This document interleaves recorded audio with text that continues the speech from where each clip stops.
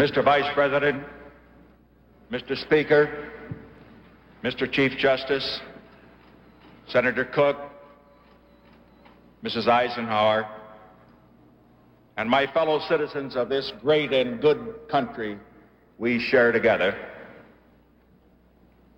When we met here 4 years ago, America was bleak in spirit, depressed by the prospect of seemingly endless war abroad and of destructive conflict at home. As we meet here today, we stand on the threshold of a new era of peace in the world.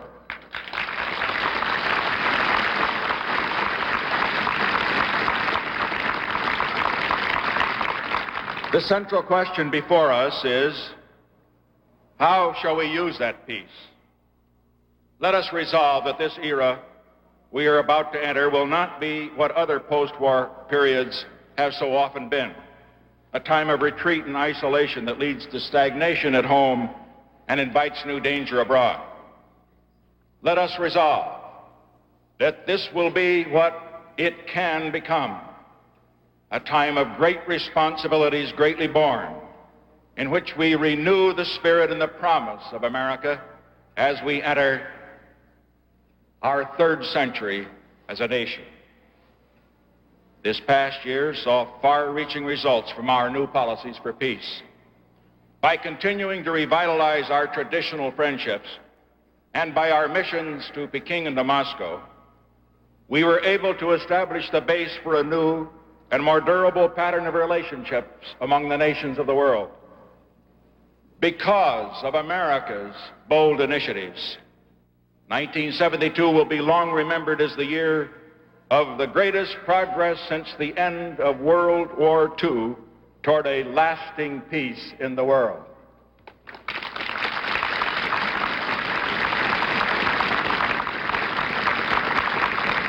The peace we seek in the world is not the flimsy peace which is merely an interlude between wars, but a peace which can endure for generations to come. It is important that we understand both the necessity and the limitations of America's role in maintaining that peace. Unless we in America work to preserve the peace, there will be no peace. Unless we in America work to preserve freedom, there will be no freedom. But let us clearly understand the new nature of America's role as a result of the new policies we have adopted over these past 4 years.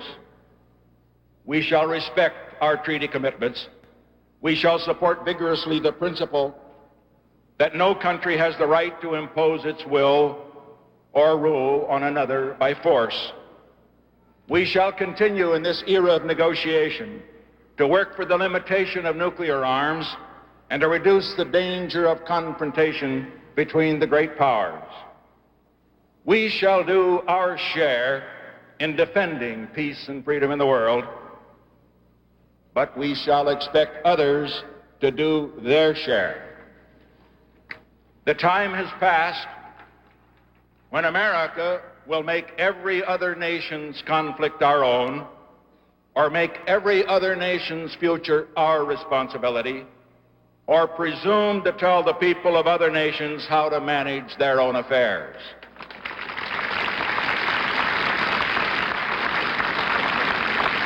Just as we respect the right of each nation to determine its own future, we also recognize the responsibility of each nation to secure its own future. Just as America's role is indispensable in preserving the world's peace, so is each nation's role indispensable in preserving its own peace. Together with the rest of the world, let us resolve to move forward from the beginnings we have made. Let us continue to bring down the walls of hostility which have divided the world for too long, and to build in their place bridges of understanding, so that despite profound differences between systems of government, the people of the world can be friends.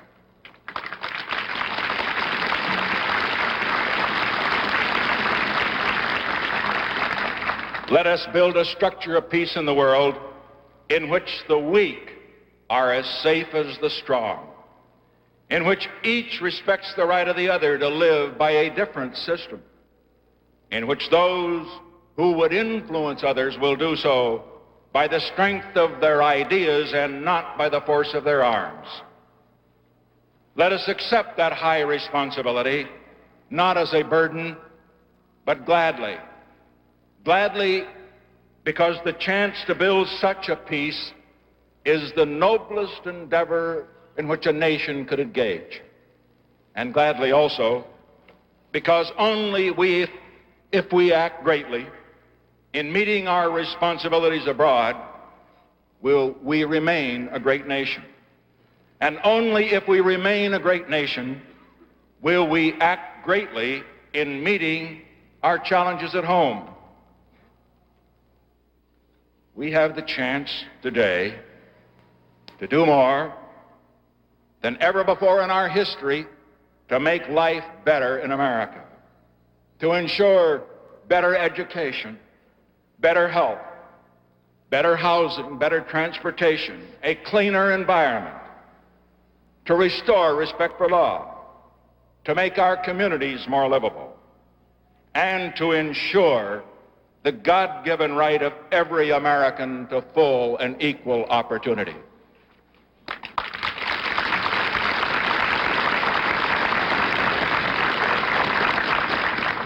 Because the range of our needs is so great, because the reach of our opportunities is so great, let us be bold in our determination to meet those needs in new ways.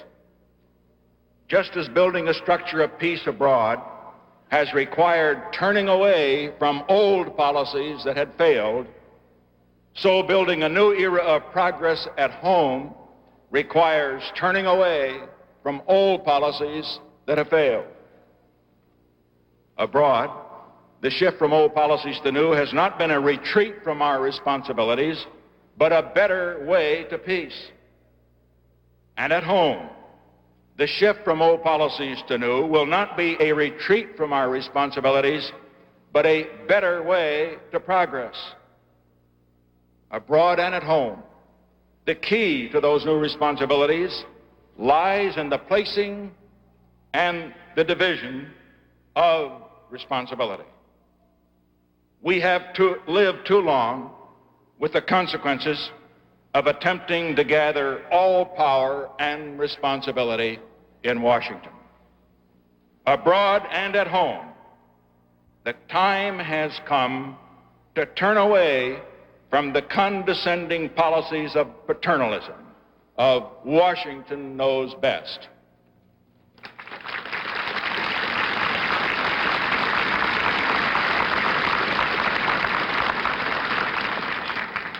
A person can be expected to act responsibly only if he has responsibility. This is human nature. So let us encourage individuals at home and nations abroad to do more for themselves, to decide more for themselves. Let us locate responsibility in more places. And let us measure what we will do for others by what they will do for themselves.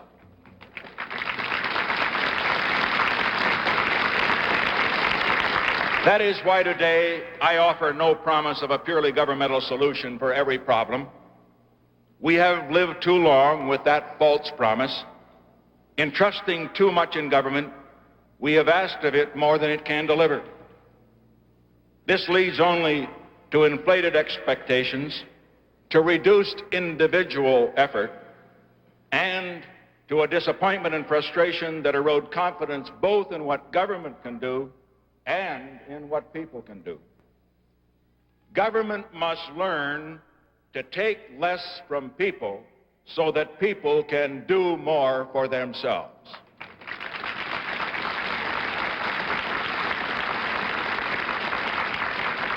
Let us remember that America was built not by government but by people, not by welfare but by work, not by shirking responsibility, but by seeking responsibility.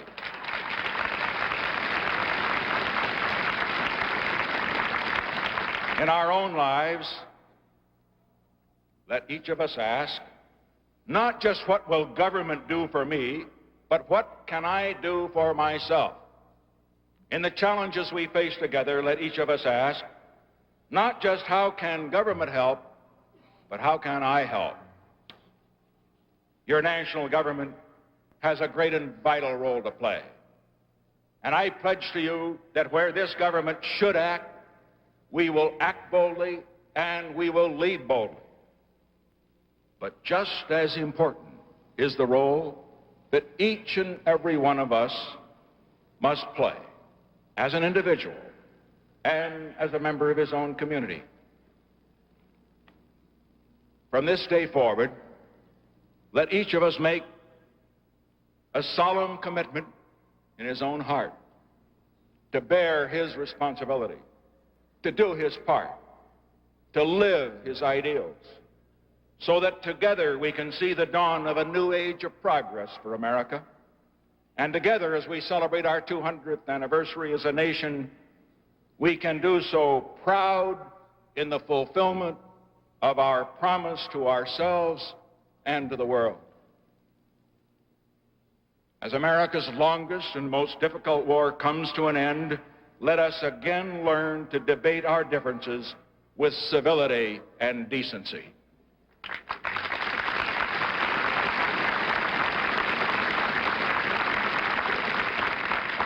And let each of us reach out for that one precious quality government cannot provide, a new level of respect for the rights and feelings of one another, a new level of respect for the individual human dignity which is the cherished birthright of every American.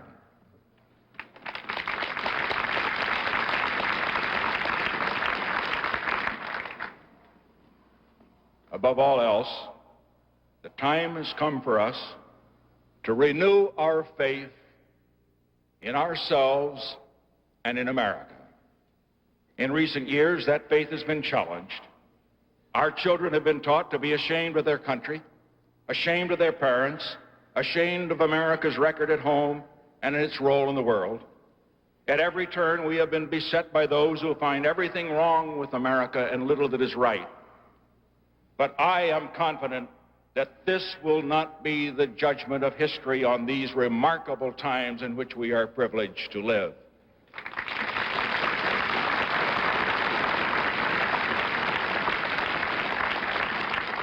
America's record in this century has been unparalleled in the world's history for its responsibility, for its generosity, for its creativity, and for its progress. Let us be proud that our system has produced and provided more freedom and more abundance, more widely shared than any system in the history of the world. Let us be proud that in each of the 4 wars in which we have been engaged in this century, including the one we are now bringing to an end, we have fought not for our selfish advantage, but to help others resist aggression.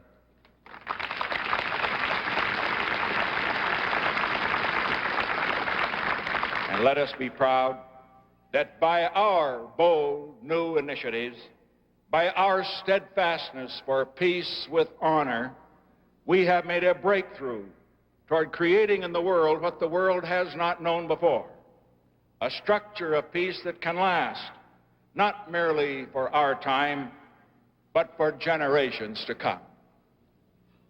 We are embarking here today on an era that presents challenges as great as those any nation or any generation has ever faced.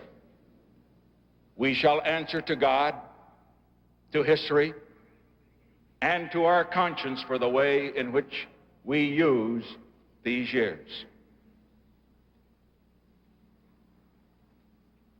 As I stand in this place, so hallowed by history, I think of others who have stood here before me. I think of the dreams they had for America. And I think of how each recognized that he needed help far beyond himself in order to make those dreams come true. Today, I ask your prayers that in the years ahead, I may have God's help in making decisions that are right for America. And I pray for your help so that together we may be worthy of our challenge. Let us pledge together to make these next 4 years the best 4 years in America's history, so that on its 200th birthday, America will be as young and as vital as when it began, and as bright a beacon of hope for all the world.